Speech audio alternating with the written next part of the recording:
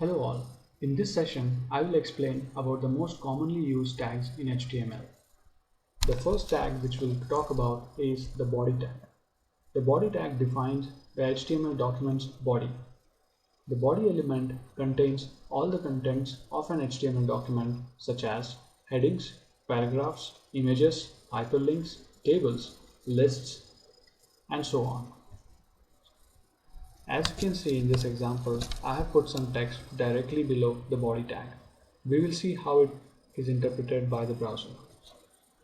The next tag which I will talk about is a paragraph tag, also called as p tag. A p tag defines a paragraph within HTML output. Browsers automatically add a single blank line before and after each p element. You will see this in a while. The next tag is I tag.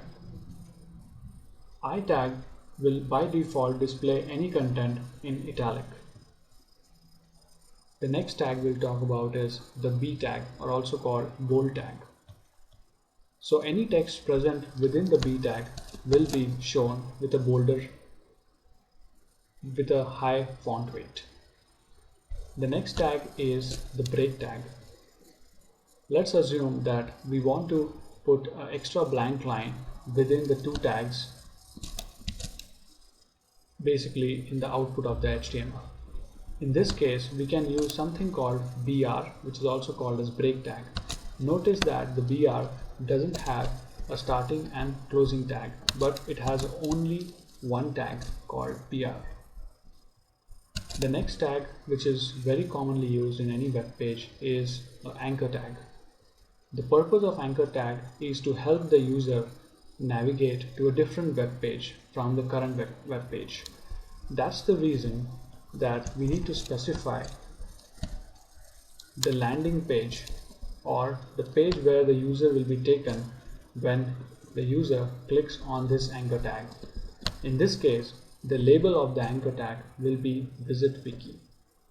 Now let's look at the output of this sample HTML file. So I will open this sample HTML file in the browser.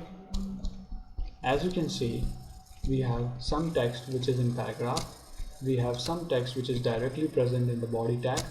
We have some text which is in italics, some text which is in bold, and also we have an anchor tag which will take user to the wikipedia.org site.